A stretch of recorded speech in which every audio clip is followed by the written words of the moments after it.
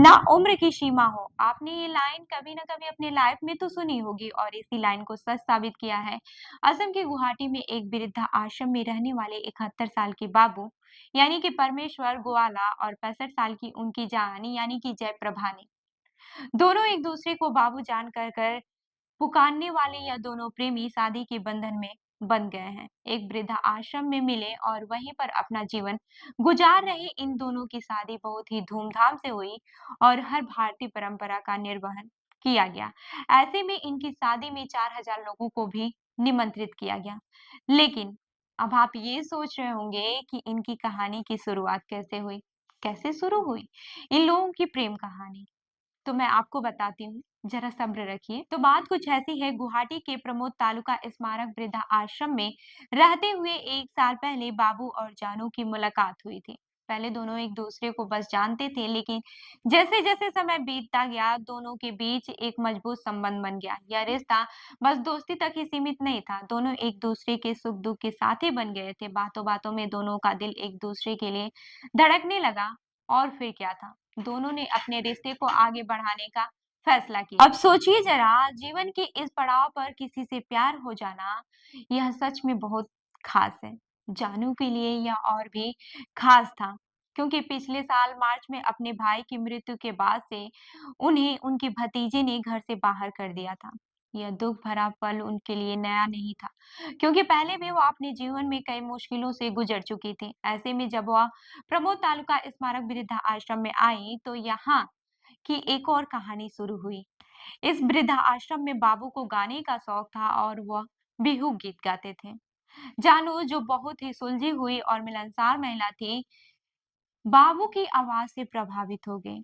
जब वह उनका गाना सुनने आई, तो दोनों के बीच बातचीत का सिलसिला शुरू हो गया। इसके बाद से दोनों ने एक दूसरे से मिलकर अपने जीवन के बारे में बातें की और धीरे-धीरे एक गहरे रिश्ते में बंध गए।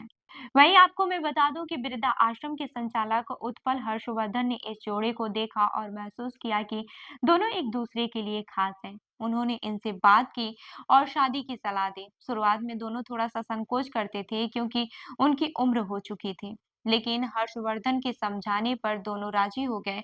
उन्होंने कहा कि उम्र सिर्फ एक नंबर है और अगर दिल से चाहो तो हर चीज संभव है। फिर क्या था? वृद्धा आश्रम के सभी सदस्यों ने उनकी शादी के लिए तैयारी की शुरुआत कर दी। शादी के लिए आवश्यक सभी चीजें, हल्दी, मेहंदी, संगीत, 7 फेरे, सब कुछ परंपरागत तरीके से किया गया। वहीं हर्षवर्धन ने कहा कि यह उनके लिए एक खास मौका था और वृद्धा आश्रम में बाकी बुजुर्गों ने भी इस शादी को भरपूर आनंद लिया। शादी के दिन जानू को कुछ पहले दिन से दूसरे वृद्धा आश्रम यानी कि मातृ निवास भेजा गया था, क्योंकि दोनों को ही एक ही जगह रहने की अनुमति नहीं थी। और फिर परमेश्वर, जो कि दूल्हे की पोशाक में तैयार थे, मातृ निवास पहुंचे, जहां जानू अपने दुल्हन के गेटअप में उनका इंतजार कर रही थी।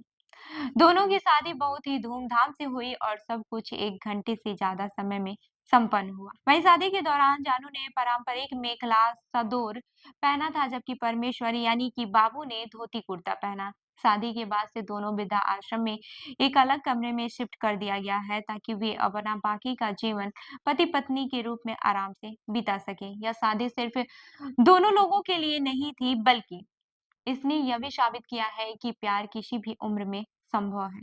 जानू और बाबू ने इस उम्र में एक दूसरे को अपना साथी चुना और इस प्रेम के बंधन को सामाजिक मान्यताओं के खिलाफ जाकर एक नई दिशा दी। उनकी इस शादी ने हर किसी को यह सिखाया है कि अगर आप दिल से चाहो तो उम्र कोई भी हो। ये कहानी उन सबके लिए एक संदेश है जो यह सोचते हैं कि किसी उम्र के लिए किसी से प्यार करना या फिर शादी करना मुमकिन नहीं है। परमेश्वर यानी कि बाबू और जानू की शादी ने यह साबित कर दिया है कि प्यार हर उम्र में हो सकता है और इसके लिए सिर्फ एक दिल से चाहने की जरूरत होती है। सच कहूं तो यह शादी सिर्फ एक पति पत्नी का रिश्ता नहीं है, बल्कि यह एक प्रेरणा है जो हमें यह सिखाती है कि प्यार कभी भी हो सकता है। बस हमें उसे महसूस करने की जरूरत होती है। तो इस खबर पर क्या है आपकी राय? हमें जरूर बताएं। मैं हूँ रूबी आपके साथ और आप देख रहे हैं जनदर्पण न्यूज। धन्यवाद।